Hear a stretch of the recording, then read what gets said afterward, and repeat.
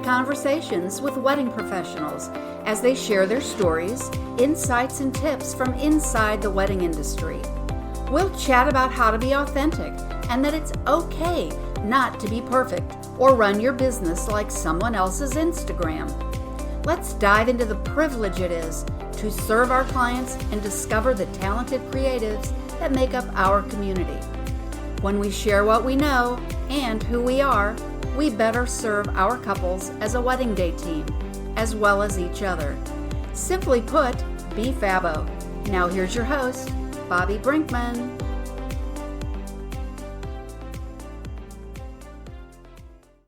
Hey, Fabbo Podcast listeners, thanks so much for joining us today for episode 27 of the Be Fabbo Podcast. Wedding Wednesday. It's Wedding Wednesday in the middle of July, y'all. Can you believe how fast 2019 is flying by? So hopefully y'all are getting a chance to have a break, enjoy some family fun time, friend time during the summer. Whatever wedding season you're in, I know some markets are still very busy in the summer. Some slow down. I know we take a summer break in July, and we really love recharging our soul and stepping away from the business just a little bit and embracing some family and friends because we're so busy the rest of the year that we miss out on some fun moments that everybody else has. So we take some time to make all those fun moments happen all at once. So I encourage all of you, as I always do, to make sure that you take the time to tell and live your story. It's important that we find some time to be with our family and friends. So without further ado, let's talk about episode 27. We're going to talk about good eats and sweet treats. One of the topics y'all write into me mostly about a lot and want to hear of is entrepreneurs that are in the catering or in the baking business. So today, I'm thrilled to bring to you Stephanie Chain. She owns Sweet Luncheonette, Good Eats, Sweet Treats, and she is based in St. Mary's, Georgia. So recently I sat down with her. I want to let you guys know a little bit in advance here that the audio may be a little rougher than normal. After a recent Golden Isles Wedding Association, we had a little speaking. I spoke to the group. And after that meeting, Stephanie agreed to sit down with me. And so we were in a big room with little bitty mics. So I apologize in advance for the audio being a little rougher than it normally is. So just bear with us, grab a cup of coffee, get a glass of milk, because you're going to be hungry listening to this episode. So a little bit more about Stephanie is she is a microbakery that designs bespoke weddings and occasional cakes, again, as I mentioned, out of St. Mary's, Georgia. And she is creating some beautiful, stunning cakes that not only look good, listeners, but taste amazing and are fabbo. And I encourage all the wedding planners that listen, as well as all the engaged couples that listen, to reach out to Stephanie and get her on your wedding day team so that your guests will be thrilled with what the cake looks like, but also how wonderful it tastes, and they'll be talking about it long after your wedding. We chatted a little bit about the military and how that helped her land in St. Mary's, Georgia. We talked about her wanting to open up in the future. She has some big plans, and we all love to hear people's plans, opening up the catering side of her business again. But her heart and soul and passion is definitely wedding cakes and creating something out of the box as unique cake as her couples are. So she loves when you guys bring her something out of the box so she can really create and let her imagination run, and then she will bring your vision even more to life than you ever thought. So again, everybody, I apologize a little bit for the audio, but without further ado, I'm thrilled to introduce you to Stephanie Chain, owner of Sweet Luncheonette. Yes, hi Bobby, and thank you for having me. I'm very excited to be here. Baking was initially not something that I was good at. So it was a love that grew onto me, basically. But from start, as a child, I always had an affinity with cooking, with food. Watching my grandmother cook, that always had a draw on me. So fast forward, into college, I got my degree in agricultural business, still having to deal with food. Yep. But it was just the business side of it, Yep. And from there, I got married, and then I had to figure out how to feed my family. Still dealing with food. Yeah, I had to figure out how to do it. So eventually, I just researched and took the time out. Very disciplined person by nature, and learning how to do things and do them correctly. And we entertained a lot, being a military family. We, family away from home, coming together and sharing a good meal or a good dessert, and eventually people started to see like, oh, That tastes good. Yeah. It just wasn't your regular or ordinary meal or dessert. So my husband decided to put me through culinary via distance learning. There you go. And I had to do externships, to get the on-site training and everything. And I also did baking and pastry as well. And from there was so much creativity, I think, just kind of bound up in me. Right. And he knew it. He's, some people see Sure. things in you that you don't see in yourself. And it had to come out one way or the other. Right. So we decided to start a little business, and we named it Sweet Luncheonette. And Sweet Luncheonette comes from the sweet side as well as the savory side? Yes, initially we were doing catering, and because I liked them both. And Right. I was kind of greedy, So I was so passionate about the culinary aspect, but people really liked the desserts too. Right. And I just, Luncheonette, I didn't want it to be like, oh, we're just, we just wanted to do catering or just savories or just even sweets. I Right. wanted it to be, unique and light, like just a little bit of this and a little bit of that at the time. And so 2017 came around, and I did my first wedding cake. And that was for a friend, or did somebody say, hey, I know somebody who knows somebody? Yes, Okay. I was fostered into it basically, and it's kind of a funny story because it came about, I think it was the last big hurricane we had. Was it Irma? Yeah. So that's kind of how it happened. We were doing the farmers market back in downtown St. Mary's, and I do it pretty much every weekend, just pushing cookies and Right. croissants and bread loaves, but I tried to, elevate them a little bit to make people think, oh, hey, she might be on to something. Right. So I told my husband, I'm like, look, the moment I get a chance to get from underneath this tent with these gnats, I'm going to do it. So Right. if someone forwards me an opportunity to help, I will. So one of, my very first client, I guess, in that nature, she, Hurricane Irma had torn up her yard and everything. Right. And she was like, I just don't have time to entertain or, to have all these people over Right. and do both. So, do you guys do things on the side like catering or, desserts? I'm Yep. like, yeah, sure. And my Exactly. husband is the big talker. And that way he was like, yeah, we can do this, we can do that, So he was all over that. Yeah, So, we all have to have a visionary person. We all have to have somebody that sets our goals higher for us so we can Yes. reach them. And then we all have to go, well, how do we make that happen? And then as Lord always puts in front of you, that's how you make it happen. Because Yes. the opportunity is there, and now we have to do something with what we have. So yes, good. he's my biggest cheerleader, and he like I said, he sees things in me. Not saying that I don't see myself now, Right. But it's just he has that thing, Right. We both kind of meshed together. But that's kind of how it happened. And then a wedding planner was there, a good friend of mine, Angela, and she was like, "Who did this There you go. meal and these desserts for you?"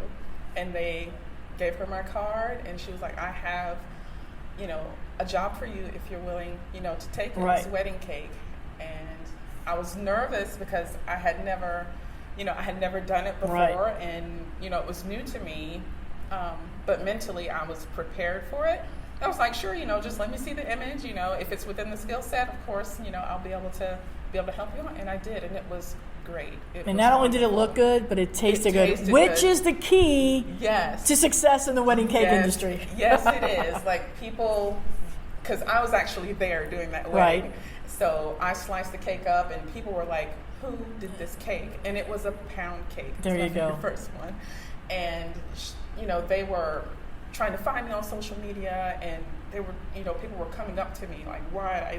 This is just amazing, and it was, quite the experience for me because I was just, Right. I didn't think the cake tasted bad in any way, but you just never know what people's feedback would be. And to see the emotion. And Yes, lots of to times see you guys don't see any of that. No. At weddings, Yeah, you drop off the cake and you go, and then photographers or planners will send you a photo, but you don't get to see the reaction. And I really try to get the reaction of the people eating it. And when I take a picture of the cake's empty, you guys know it's successful. I mean, Yes. come on. So that's the key. But I think that's great. So do you have a brick and mortar down there? And tell everybody where you're located at. Yes, I am home based for now, but we are looking for my dream location. Yep. It is quite a process. Right. Actually, we're in St. Mary's, out of St. Mary's, Georgia. A cottage license, insured Yes. and all that good stuff. Yes. So that's pretty much how I'm operating right now. Before, when I was doing catering, I was church-based at the time. That was Right. commercial. And then I decided, I had an aha moment back in December when I went to Maggie Austin's workshop. Yep. Maggie Austin, the cake designer. And, we talked, and she messaged me later and, talked about my journey and where it's going in order to kind of narrow.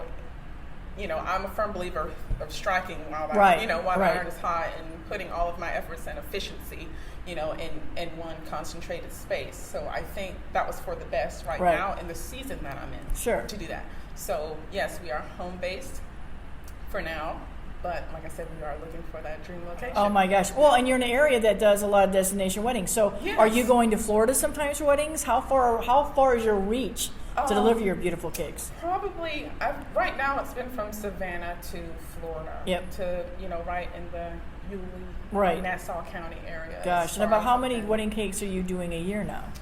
Ooh, I'd say about 20. Jeez. Yeah. And are they pretty big?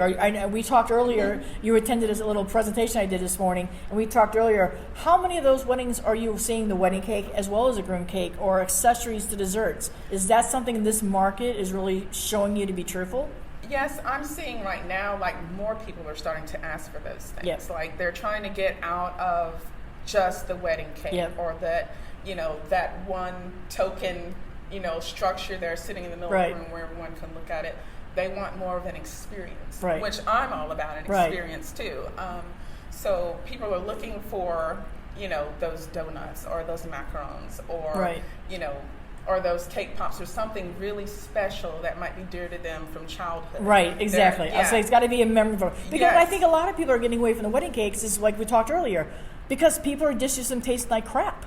I mean, Yes. people are just, Yes. oh, that's beautiful, but I'm not even But- going to go over and try it. And then they start seeing people, but I think people have learned, but if you have something on the side, and here in the South, our pecan little pies, little mini pies, I think that's part of our cultures, Southern hospitality. You got to have something pecan, you got to have something peach, you got to have something that's in there, and you have the ability to customize or do pretty much any, and if a couple comes to you, you can pretty much anything in your, like you said, your wheelhouse. Is there something that you cannot create or don't feel that you want to create, or you just pretty much bring me your idea, let me come up with a new flavor? Talk about some flavor profiles. Ooh, yeah, I'm big on flavor profiles. Good. That's something that really makes me excited. I'm always looking for something new to try, Right. and I like for clients, the more information about flavor and the things that they love, the better it is for me Right. to serve them.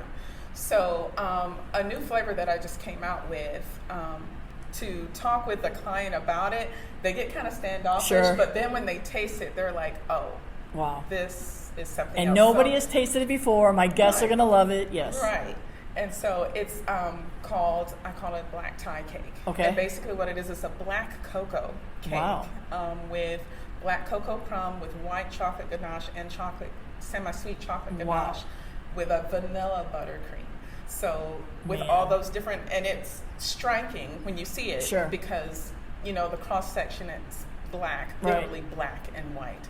Versus, just a little strip Yep. of brown from that chocolate ganache. Oh my gosh. And it is absolutely decadent. It's rich. It's moist. Now, does that need any extra care? We're obviously humid down here. Right, Does it need absolutely. any extra care? And like, how do you go about taking? Because I mean, that could be a signature cake for you, Mm-hmm. and that could be something people know you for. But you also have to. I don't want people to think it melts or what it goes. Yeah. And it want to be. We want to increase that price tag, being a signature cake from you. So how does that logistically come into play? As far as logistics, for the most part, I try and construct or build these cakes and these recipes in a way that they'll follow through just like a regular, Gotcha. a regular wedding cake. So I keep them refrigerated. I use a cake safe which is my best friend. Yeah. Yes, it was worth every penny in the investment. So if anybody out there is wondering, Cake safe. Get one. There you go. So yeah, it shouldn't, it's not going to melt or weep Gotcha. or anything like that. Like the ganache, the crumb is in there and holding it all together, and the inside, and that frosting is. So you can deliver this within an hour away. It's Yes. like coming up here where we are in St. Simon's. Mm-hmm. So your cake safe keeps it safe traveling, or is that Yes. cake safe with you, or does it stay on your property? The cake safe, I take it with me. Wow. Mm-hmm. And it's Yeah. easy to use by yourself? Do you bring a couple people with you to load it, unload it? My husband usually goes with me course. to help carry it, and if he's not there for some reason, then I'll have someone. Wow. I'll just say, hey, you come Exactly. and, can you come and help me carry this to the table where it needs to be. Wow. For final touches. Right. Fresh florals are usually a thing around here. So Right. to finish. And is that something you guys always have to, I know I've talked to some other cake bakers, but because that seems to be, I don't think it's a trend, I think it's just something that we do in the South. Do you have to do design like that for a cake in leading, hey, I'll do this great design, but I got to leave XYZ spot available for your fresh gardenias or something to go? Does that come into play when you're designing a cake? Yes. As far as, putting fresh florals and everything on there, I try and I let them know or give them the option. I do offer sugar flowers as well. Right. But having, I try and be as transparent as possible and let them know this is what needs to happen. Right. If you want to go this route, or, have everything ready. Right. When when I arrive, and I'll let them know my arrival time to get the cake, Perfect. Set up with the florals. Now, does it, when it comes to the cake safe, does it need to sit for a while? Or like if you came in like here to the West End, if you came into the West End and you came and we were saying, hey, we're cutting that cake 30 minutes pretty much now, is that something you can bring in, get it cut, and get back, or does it need to sit for a little bit when you first bring it in? As far as the cake settling, I think, I know pretty much it will be good. So when we get into a brick and mortar situation, and now we have the investment of the business, I think because people don't realize that we have to support our families, we know years in advance what our Saturday is going to be like. So now you'll have to determine, can I do 2 cakes, 3 cakes, how far in advance you want to drive and how far you go. So do you think that will obviously affect the bottom line for a cake, but what all goes into pricing a cake? I mean, couples are shocked sometimes when it comes to caking, but it's not just the ingredients, it's what you guys do and your time. So now that you have a brick and mortar, how does that play the bonuses, the benefits, and also maybe the drawback a little bit? Yes, so absolutely. Some of the bonuses for having a storefront is efficiency. It's huge. Perfect. Like you can barely put a price on it, Right. honestly. And it's efficient in your cake and your production and everything Yes, too. Gotcha. Exactly, and that helps, relieve some of your time, relieve some of that back pain that you go to bed with at 5 a.m. when you're just getting done. So, that is definitely a plus. In visibility. Right. That's also a plus for people to just come in. I don't intend to run like a bakery where you're like, oh, here's a cupcake, here's a cookie, Right. that kind of thing. I want more of a studio-esque, type of situation. Perfect. So, it still gives people a chance to come in and say, hello, we're here, so, and, try and keep it, local if you Right. can. A community space, especially down there in St. Mary's. For all you that, make sure you Google St. Mary's. It's a wonderful day trip in the area. We pop down and have lunch there a lot, and it's, beautiful. But I think that you're in a spot that can be community, and we all know that food is a wonderful community thing. So I think that is great. So then that will also allow you to maybe do some changes in cakes, take on some more advanced cakes. Yes. And kind of, so you think you might be doing classes yourself in there? I mean, what all do you Absolutely. see that vision of being there? Oh my gosh, yes, absolutely. I really want to do classes to help, give back. Right. You know what I'm saying? And share this gift with others. Whether it be baking or just simple technique classes, sugar flour classes. Right. I've thought about that. Just even also having like a little light coffee or something like that, or tastings like on Saturdays Right. or Mondays or on the off days that I might have, like a special day of the week. You can come in and get a tasting box and, glass of cup of coffee or something for, Right. A certain rate. So that way, although I don't have that walk-in bakery, grab a cookie type of experience, you Right. still can be able to sample, what I have. And you're going to totally explore other flavors. So how are you handling tastings now? And on that, how are couples finding you for your services? Yes, so tastings are pretty much set up. We find a, either a cafe or some sort or either I can go to their home if they're comfortable with that. Right. To sit down and discuss the flavors, design, setup, venue, all things, wedding at that point. It's kind of like, how do you, like when you meet the couples to tastings, like how destination couples, how do you do with them? And then how are couples finding you to get you for your services? Yes, so they are finding me via Instagram and Facebook, Perfect. For majority of the time. Yeah, you have a great Instagram page. Thank you. They just DM me and just keep going, and then from there I'll send them my email and we'll get more into detail, more wordy about exactly what the process is and what they need to know. So see that's one thing I wanted to stress. As a photographer in this industry, I can take great cake photos of your cake, but with cell phones, you deliver that cake, you get with that cake, and I'm going to tell you, put yourself sometimes in with that cake photo so that people can start seeing you guys with the cake. But that's how people, because I can't taste you. I can only assume when I look at this that cake's going to taste really good. Because you have the extra level that you can't get no matter where you advertise or where on your website. I can't taste that. I can't smell that. But I can fall in love with the photo, and I can fall in love with you telling me the story about that cake. So when people see you and they DM you, and then they want to come and have a flavor profile, now you've also built that rapport. Yes. You get to know them a little bit, so now you can totally customize that flavor profile. Absolutely. So that's cool. I mean, and I think that's just the way to do that. So when you get down there for a wedding cakes, and we now have this cost, about how much time? Let's just take a 3-layer cake. About how much time are you investing into a cake? And then couples get a general idea, for those that are listening in, that this is not just run to Publix and get a cake. This is a cake that's going to be tailored to your personality and your flavor profile. Yes, so active time, like hands-on, I would say for me will be about 8 hours. Yep. And then like when you're, the resting time, you have to go in, crumb coat, sit it, and all that, add another 2 hours onto that. Right. That's your day job that day, is making a wedding cake. Yes. You're there full time, just like going anywhere else 9 to 5. Absolutely. Exactly. Without question. That's cool. So then from there, when we have the cake and you have about 8 hours invested, where are we getting our supplies? Are you getting some of your supplies locally? Is there whole places? Where do bakers go and get all the wonderful things that they put in, especially in a little bit more rural area as St. Mary's? Yes. So right now we're just doing like a restaurant depot type of situation, or either if it's something small or small batch, we just at Walmart, or if it's something that's really unique, Amazon right now. That way it's here in a couple days, but I don't have to buy cases and cases of it, and if it's unique just to that particular client.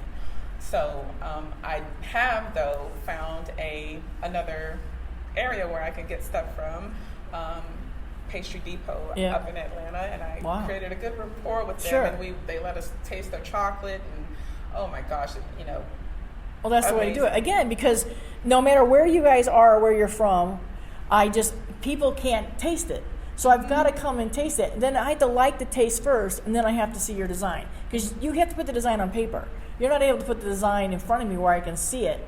So, having those relationships, and I wanted listeners to always remember, too, it's like anything else. You're not paying for those ingredients. No. You're paying for the talent of the person, you as the baker, to put those together to make that wow cake moment that you've waited for. Absolutely. And I think that, and I'm partial to it, but I do think a wedding cake needs more. I love the new trends, but I think you need something to cut. I think that's just one of those fun traditions that it lightens the moment. I mean, if there's been alcohol flowing, it lightens it a little more. But we've had this very serious day, and it's like nothing's really complete until when we cut the cake. I know walking around is, excuse me, ma'am, when we cut the cake, and of course, then once you cut the cake and it's fed, those over 50 years old are gone, and the party really starts happening, right? Oh, yeah. But I think that it's such a staple and a tradition in the weddings that couples need to invest in this. You don't have to go crazy, but I think it's, even if we just want that white, simple vanilla cake, have that white simple vanilla cake, but make it taste so darn good. And so reach out to people like you. So the fact that they're finding you just on social media is amazing, because again, the amount of money that you spend on advertising that nobody can really, I can't benefit from it. You can be on the Knot, you can be a Wedding Wire, you can be in a magazine. I can't scratch and sniff it. I can't figure out what it's like. So I think when you do a strong Instagram and you do a strong social media and you're good like meeting with vendors and vendor referrals, and that's how you started. I mean, somebody literally took a chance on you for the wedding world because you were good. But that's just how in this industry is so connected that you always have to be on. And when you drop a cake off, you might have 20 people at that wedding that might call you for another wedding or another party. So segue into that. Aside from weddings, are we doing parties, birthday parties? What's the plan there? Yes, we do birthday parties and, birthday cakes or little bites here and there, whatever people want. Yep. As long as it's in my skill set. Now, the things that, that I don't do would be like the three-dimensional, you know what I mean? Like to make it look like something. You'll be buying one of those printers pretty soon in your brick and mortar. Yeah, but it's just like, those are the things, that I want to focus on the flavor first. Like Good. That is huge for me. So instead of, because some people are like, oh, I don't care what it looks like. I don't care what it tastes like. I just want it to look like. Well, you kind of got the wrong, that's not the primary focus of a cake. Of being a baker. Yes, a cake can be as humbly iced, as possible, just with a, grandma style with a spoon swoop and have like the most amazing taste and flavor profile. That will stick with your client way past, what a, I don't know, a bust, a cake of a bust that tastes like crap, Exactly. So that's more of what. Well, that was going to be my question, is that what's the most important aspect of you as a cake baker? Take weddings out, but just as a cake baker, what was the most important thing? And I was curious if you were going to tell me, it's the taste and the time that you took. Yes. Yes. The time and the flavors of the cake, they're just really, really big. And that's your main focus part. That's my main focus. And I go above and beyond to figure out if something's not working with a formula for me. I call around, I start messaging people who may know, who've been through it, to figure out, or I call the company of the product that I'm using, like, why isn't this working for me? And they will get back with you, and I try it over and over again. They give me tips, and so there will be weekends where I'll bake the same formula like 3 times, and and just having small little tweaks here and there to figure out exactly what it is that I want out of the cake. What I think. Because you put yourself in the position of, if I'm going to a wedding, I want to eat this cake and I want it to be this good. Yes. You put yourself in that guest position all the time. No, I think that's why you're going to be successful. Because you do those, and why you're going to continue to be successful, because you're doing those things already. So now, business-wise and cake-wise, what's the least favorite part of being a wedding cake baker?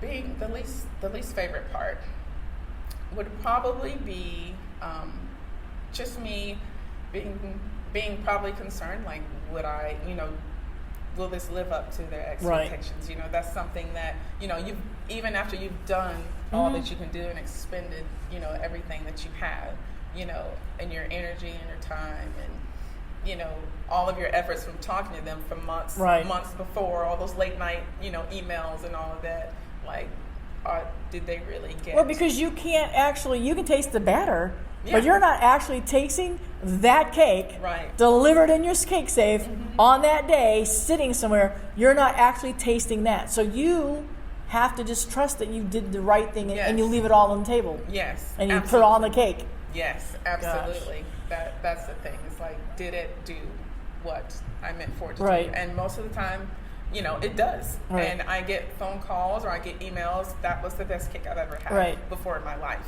My guests are still talking about that cake. Yes, they're still talking about Exceeding expectations. Absolutely. And that, as a small business owner, is something that misses. A lot of people don't do that. They take the check, they deliver their product, they don't care about the follow-up, they don't care about repeat business. Here's my cake, and I drop it. And we all know that. And I think that's why, again, you guys in the cake industry get such a hit. It's because it's inconsistent. Yes. Because I had a cake. It was horrible. We talked about that earlier. And if I can go to, same with photography, why do I need you? I can get an iPhone. Well, I can go to Publix and get a cake. And we all know what they taste like. Yes. But is it doable?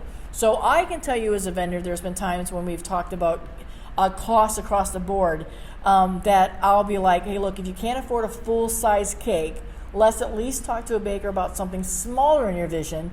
And then maybe they can just do sheet cakes, or maybe they can do something smaller. Is that something that you also can do and express? And that clients or couples that are listening, don't be afraid to ask a baker, hey, we need a small cake, but can you do this? If they come to you with, we have $1,000, what can you do for us? You can come up with several options, several things. Yes, absolutely. If they decide to give me their budget, they will give me the guest count, and I'll say, this is what you can have. And I usually give them 3 options. Perfect. And there'll be different cake sizes, and depending on the style of wedding or what type of feel they're going for, if they want something really elaborate, I'll offer, hey, maybe you can do like a dummy cake with all the stops and all the bells and whistles, but then have the sheet cake in the back. Gotcha. And then they can cut the cake out, cut the cake and bring it out to you. Right. There's also an option where you can just insert a real piece of cake in that dummy cake, where they can cut it and still have that ceremonial, slice, have their slice. And also, aside from doing the sheet cake, you can just do a different type of configuration. Some people like the longer, taller, more regal graduations of cake, and then others like the 12, the 9, and that 6. They just really like that. So I try and be sensitive to what they're asking, what their needs are, in order to be able to fit their budget. So you brought up a good point. I don't think we've ever talked about it on the podcast. I come to you and say we have 200 guests. You then tell me if that's a 3-tier or a 4-tier based on how it's sliced, and then elaborate. You're not there to do the slicing, Stephanie, so how do we know the slices get cut appropriately? Oh, yeah.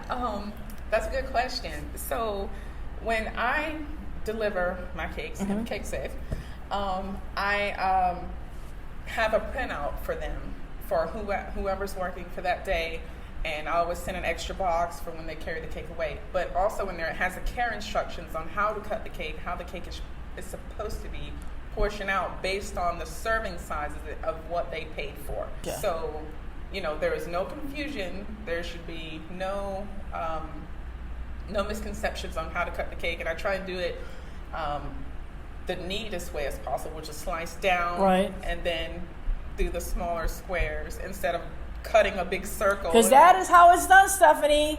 That's how I was taught to cut a cake from a venue that did not have somebody that knew how to do it.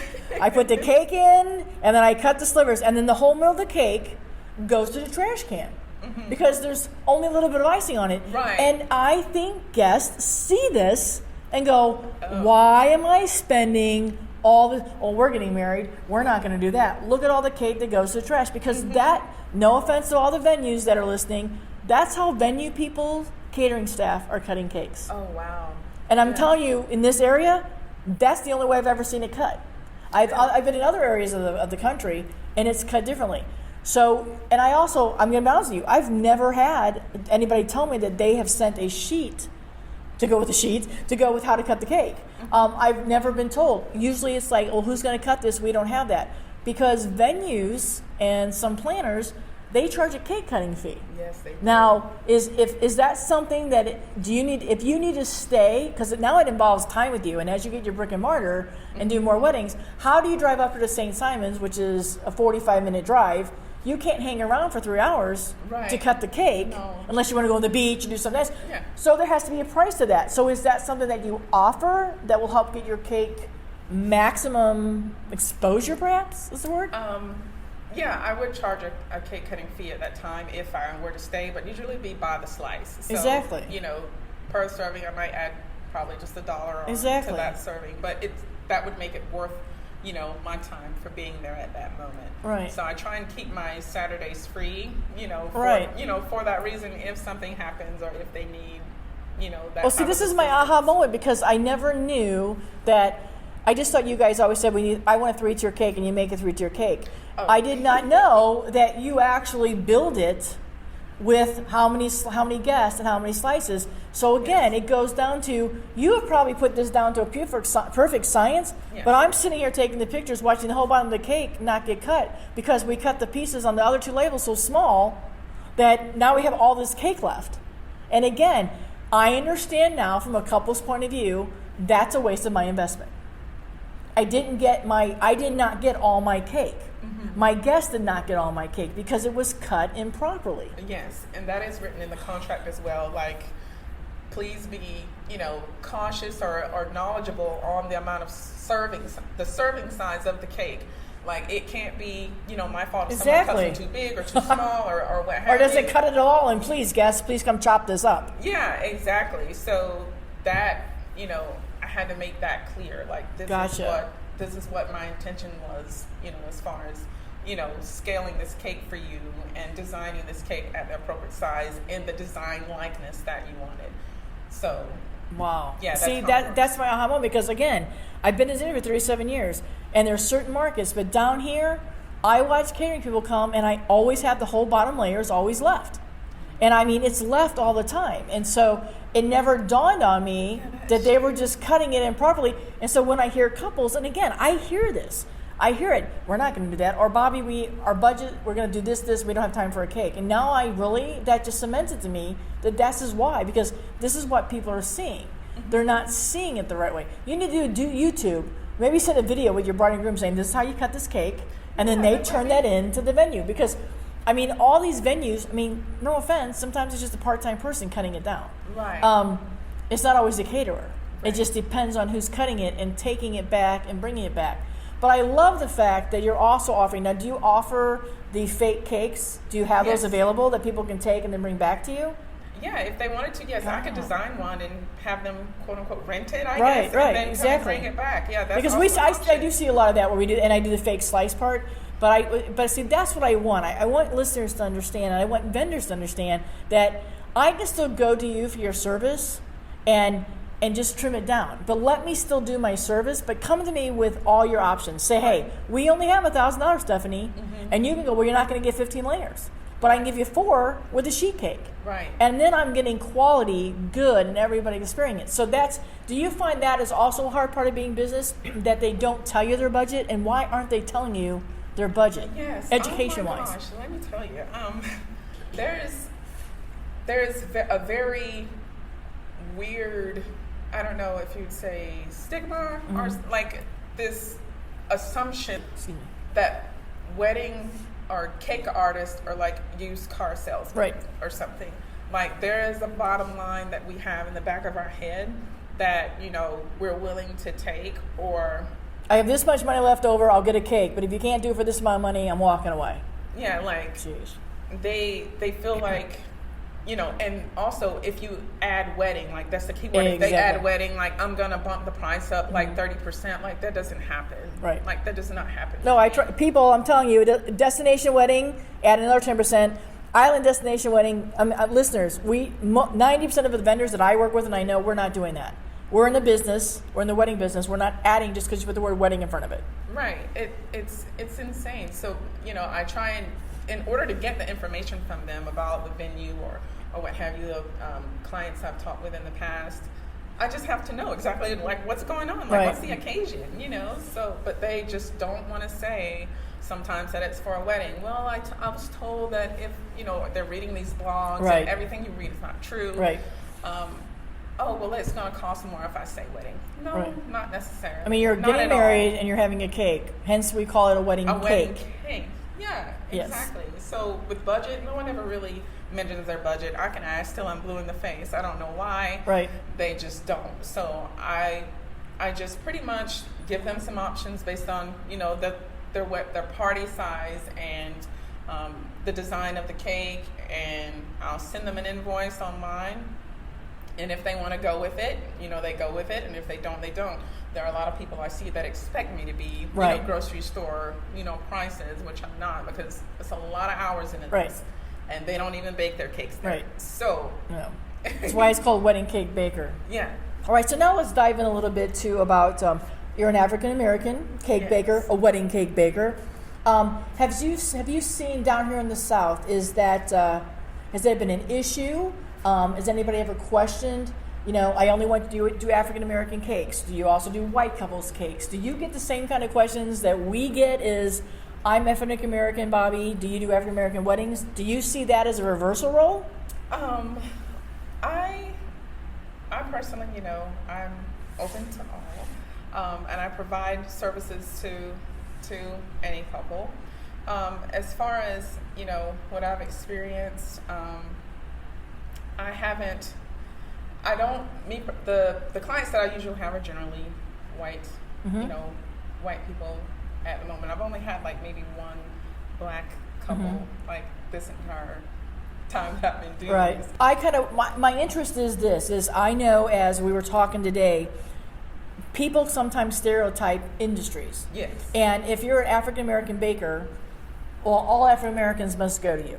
I'm a white photographer, okay, yeah. so all white wedding people must come to me. So I was just curious, in the wedding cake industry as it sits, do you see African Americans, are more diversified in their weddings, and you get a mix of African Americans and white couples? And just in the general wedding industry, are there a lot of African Americans that are bakers? Is it a market area? Is it a regional area? Absolutely. There is definitely, in the cake world, there's a diverse group of women. I mean, and I've, even all over the world, different countries. And down here in the South, I do see a lot of African American bakers, and very talented women.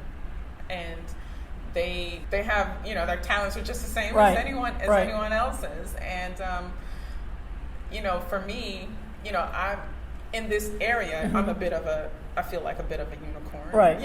But that doesn't change the fact of my abilities or anything of that nature. But yes, absolutely, I do feel like there's a diverse and a accurate, I feel like, representation right now is in the cake world of diversity,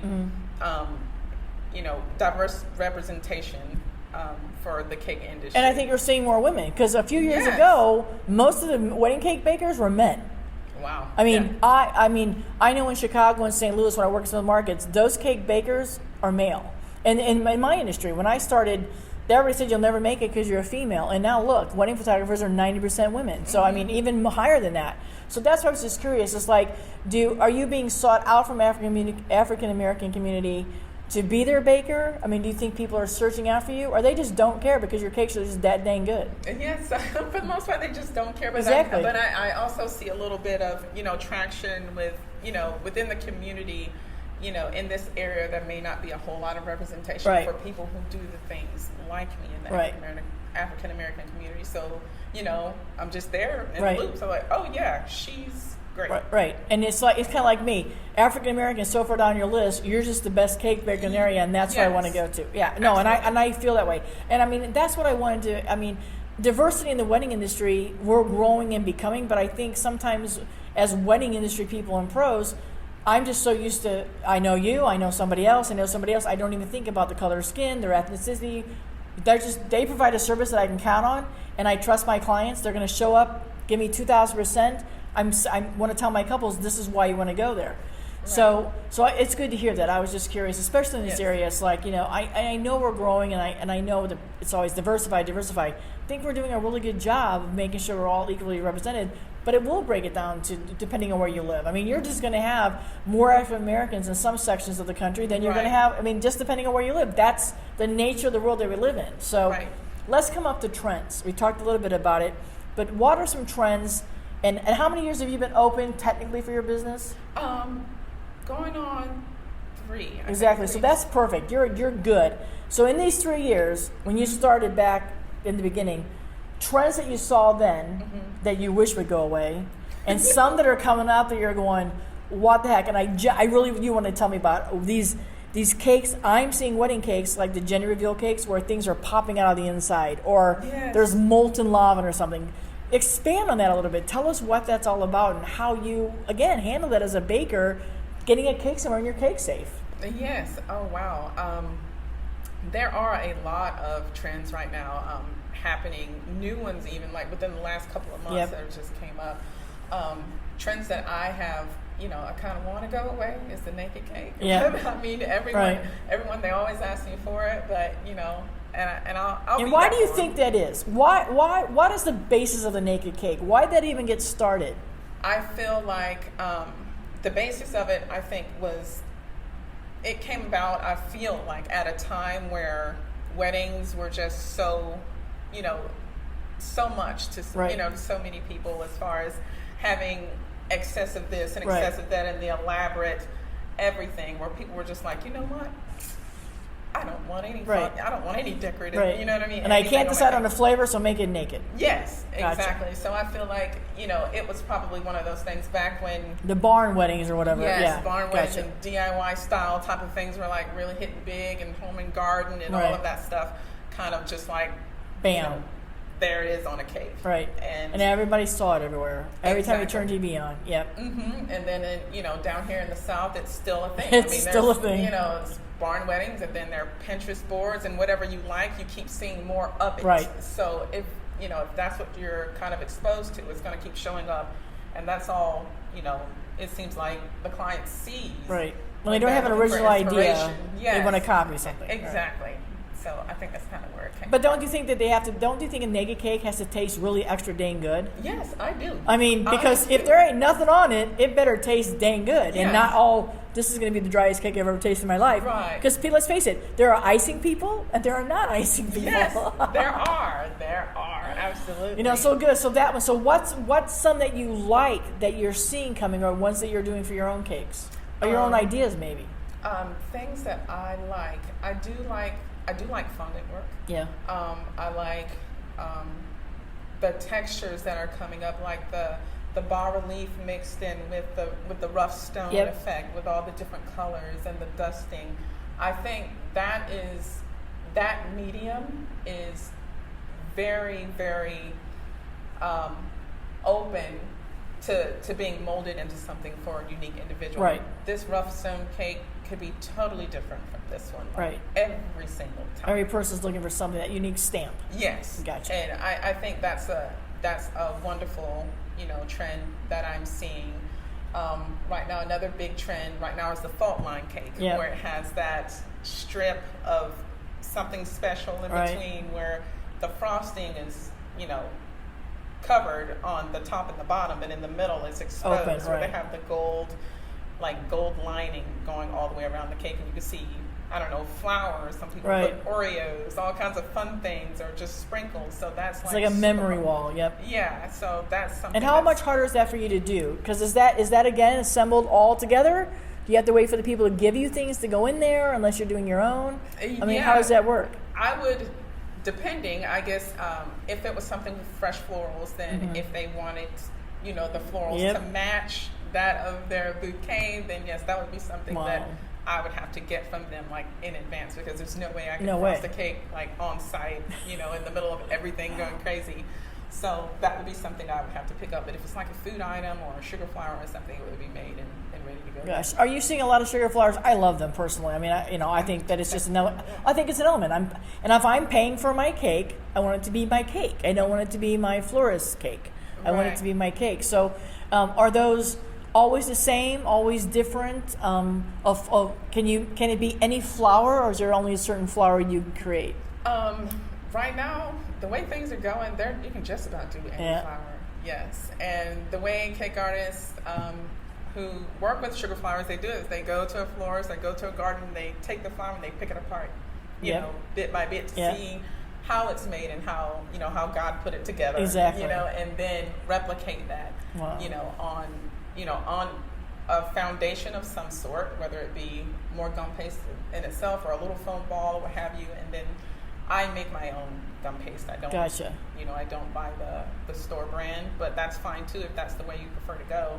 And then we create it, color it, and then you have to wait for drying times. Right. There's a lot of layers, and then come back the next day. And so that's why you don't have a whole bunch. You have them as good accent pieces. Yes, Gotcha. Absolutely. You have to have a factory of workers to exactly. have some of those big elaborate things. Right. Those big showcakes. So one of the questions that one of our engaged couples ask is about food allergies and vegan cakes. And she wants to have a vegan cake. And her answer is, do I have a vegan cake for me, or do I have to have a vegan cake for everybody?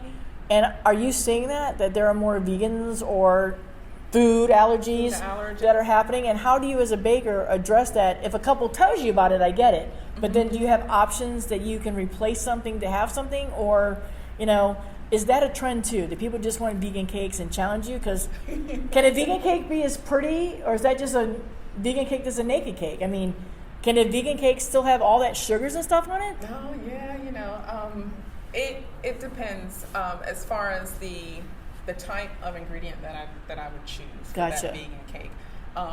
For the most part, I think it would translate over well as far as looking like a cake. Now, the inside structure, as far as how well it's going to stack, right? That would be something to consider.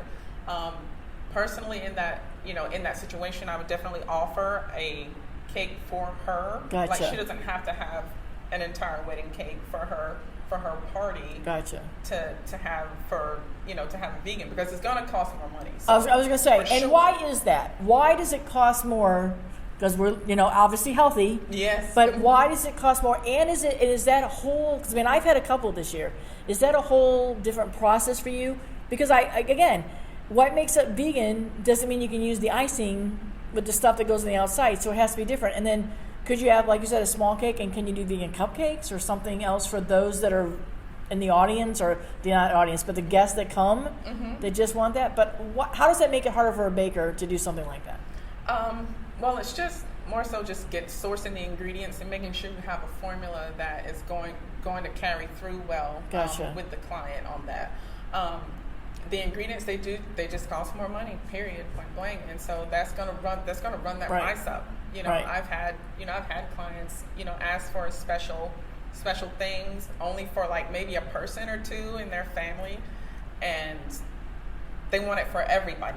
But then when I price it for everybody, it's like, oh my God. I'm like, yeah, well, this is why. But I can do this for you. I don't leave them with nothing. Like, you never leave them saying like, oh, well, this is just how much it costs. So if you wanted a whole one, this is what you get. Or either you get a whole gluten, butter-filled cake. But, there are options that, that they can have. And I'm more than willing to accommodate. But that just has to be, communicated to me, in enough time. And that way we can work something out. Because it, again, takes some time to do some of these specialty things. Yes. No matter what you want. One of the other questions that they asked was about gluten, just other things, options. Are there other gluten options that aren't a cake? So, like, I think she's probably talking a little bit about I don't want to have a cake, but can we do gluten cookies? I mean, yes, what else can you have bakery-wise that's gluten-free? Yes, there are plenty of gluten-free flour mixes and things like that that are one-to-one now, which is really good, because before, when that movement first started, you had to kind of come up with this cocktail of like ingredients to make your own flour where it would behave most like an all-purpose or a cake flour on its own.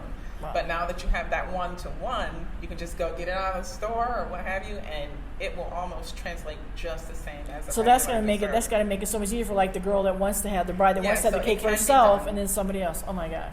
One of the other questions that one of the lady asked, I think she didn't tell me, but she did say she's from Alabama. But it was, how do I know that I'm ready to be a wedding cake baker? How do I know when my cakes are good enough to be in a wedding? Oh, wow. Yeah, that's a good question. I think it all starts with, believing that you can, right, for one. And if you've done enough, baking for family and friends, and people are offering or even entertaining the idea of paying you for what you do. Exactly. Those are the little hints here and there, but the key is believing in and enjoying it. Yes, and enjoying it. Exactly. Because 8 hours to make a cake. Because let me tell you something. If you don't, if you're not ready for it, then don't get into it. Right. I had the inspector come in, and she said that a lot of people come in and they try and do start off slow by doing the home-based baking, and they quit before the application process is even over with, because they see that it's just overwhelming. Right. There's things it's more than they know. Yeah, exactly. So there are a lot of things. The love of baking, is just one part of it. Right. But you have to be able to come in and juggle some of the other things that. Well, because like you talk about, it's the stress of the day. Mm-hmm. Okay, Susie might be everybody says, oh my gosh, you should make cakes. And then somebody says, make my wedding cake. Well, now nobody told Susie how to get it there. Because Susie's not going to get a cake safe right off the bat. Mm-mm. And then she might have a Volkswagen. She might not even be able to put it in the back of her car. Yeah. I mean, oh my gosh, now what am I going to wrap around it? Because without a cake safe, you still had to get the cake to point B somewhere. Exactly. Eventually has to leave your kitchen. Exactly. So is there a place that you think people can go to if they have this passion to start? Is there ways that where should they look to? Like, is it YouTube, or is it going to a local college, reaching out to people like you, like I want to start? Yes. Where's a good spot for somebody to hone their skills, per se? Oh, yes. I am a firm believer of continuing education and learning.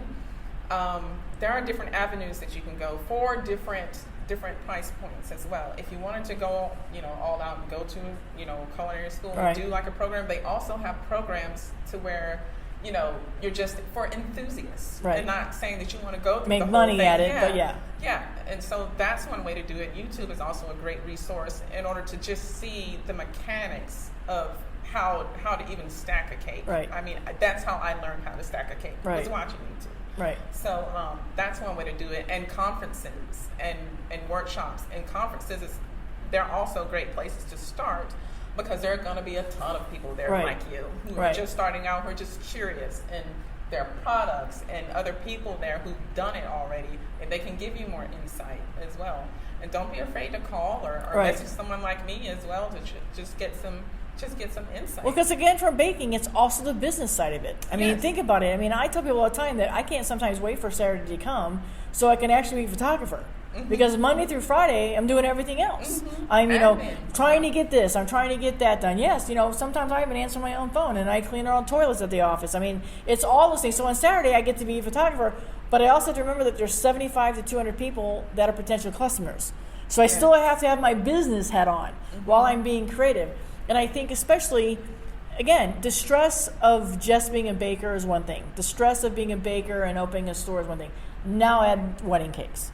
Because now people expect, whether you were just doing a cake in your place of business for $500, now you want to do a $500 wedding cake. It runs with so many more obstacles and logistics that it's hard. I don't think people think the wedding industry is a very easy industry to enter. Yes. There's no rules. There's no organization. It says you can't do it. I have a cell phone. I take good pictures. I can now go buy a $200 camera. I can drive that bus. I can transport people. Oh, I'm a wedding planner. I planned 3 of my girlfriends. Mm-hmm. And then what happens is the day of, it all falls apart because you don't even know how it's all the wheels. Because we always have to say, what time's the cake coming? Because I want to make sure I have a picture of the cake long before we cut it, just because. Yes. And then where is it going? At this particular venue we're talking today at the West End, we've had to move a cake inside because it was far too hot.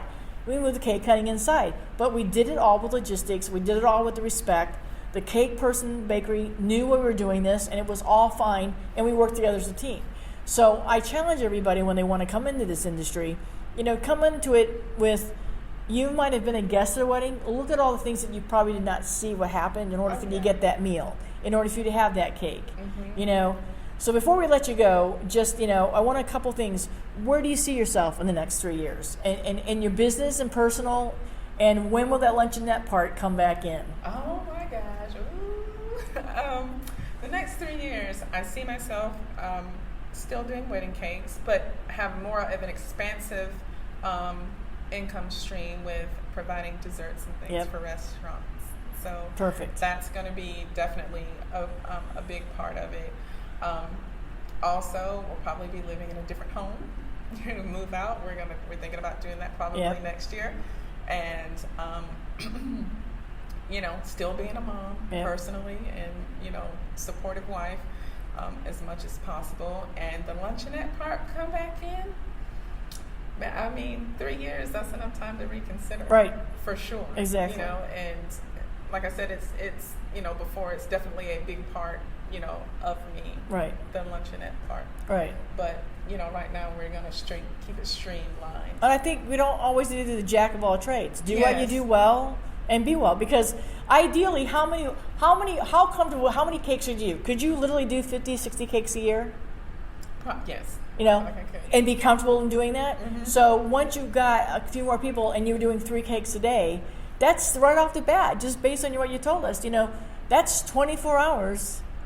You know, on 3 cakes. Right. That's 3 days a week, and now you all heading ready to go for Saturday.